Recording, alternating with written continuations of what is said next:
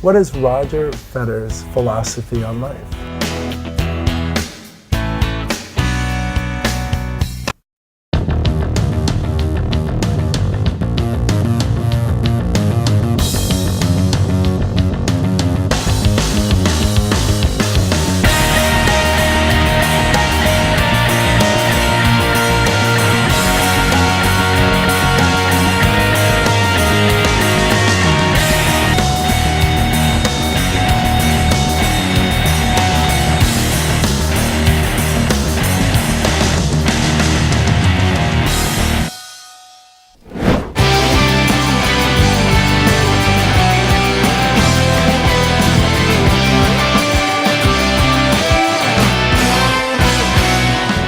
What is all It is this stuff? So I have the women's draw, which I do care about, you know. And then we have the men's draw, I care about even more. And then I play Mr. Deniz Istomin from Uzbekistan. Oh. And I never heard of him. Is that a good thing or a bad thing? Well, we'll find out, I guess. So he's playing these very small tournaments. I have no idea if he's righty, lefty, big, small.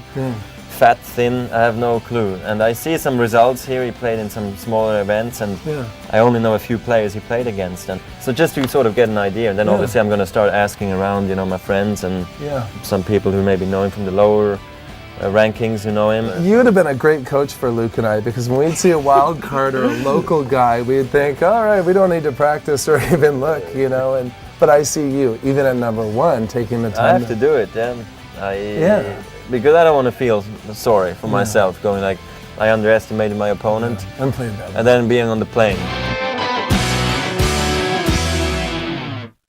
A lot of people call me and say, hey, did you see Roger play? And you know, how does that make you feel when people look at your game in such a way?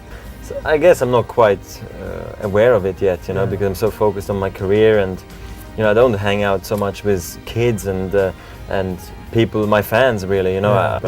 I get many, you know, from my website, you know, rogerfederer.com. We have over 50,000 members now, registered members on the website. You know, it's quite unbelievable. And then, you know, you hear stories, some incredible stories, you know, like how much they're a fan and how much they want to be like me, and it's I mean, funny. You told me once the reason you're so good to your fans and was because at one time you're a ball boy and your mother worked for the tournament in Basel, and you have a perspective as a fan yourself. I was a ball boy for 2 years. I ball boyed Martina Hingis. Actually, she was just she came for exhibition match because it's a men's tournament, you know, and she was so good young, you know. So I ball boyed her. Then, you know, the guys like Michael Stick, Becker, Ed Berg, all these guys, and many of them actually, like Wayne Ferreira, I ball boyed him too.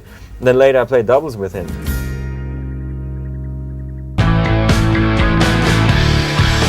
You're coming off a win in Doha. Where do you travel with your trophy? Where is the trophy? Well, I won a sword, right? You know, this golden sword, you know, and well, I told them to ship it home, but apparently it's quite tough with customs. So, but I usually always tell them to send it. But I always got to keep track, you know, if they really arrived, all of them, because well, the problem is I won so many tournaments the last couple of years. So then we went to Doha, and we went to see actually those very famous, beautiful looking Arabian horses, right? I was dressed up in your outfit. In my outfit. There's the falcon here, and beautiful horse. I mean, they were just fabulous. So you've been playing Doha for a while, though. I played it for three times. And now. how many swords do you have? 2. You got 2. I won twice, so that was a lot of fun. I like to do these activities, you know, if they're really cool and there's something new, and I also get to see something maybe otherwise I wouldn't get to see. Do you think doing those? I always felt when Luke and I did activities like that, it kept us relaxed. Absolutely, it kept life normal to some extent. I mean, what do you do on the road to keep life normal? Like today, I mean, it's the only thing I'm doing really is the one interview with you, and that, you know, I just played the match in the press conference, and other than that, I just try to relax, spend time with Mirka, just try to go out with friends, have a dinner, and you know, no plans, you know, sort of live into the day, because my days are so well organized that sometimes I just like to have a sort of a normal life. What is Roger Federer's philosophy on life? You know, I know you're 24. but Yeah, you gotta have yeah. one. What is it? I mean, I had this one question one time, actually back in Sydney when I played in 2002 maybe, and I did this kids show, and they asked me a couple of questions for kids, and they said, well, what is your philosophy or your motto?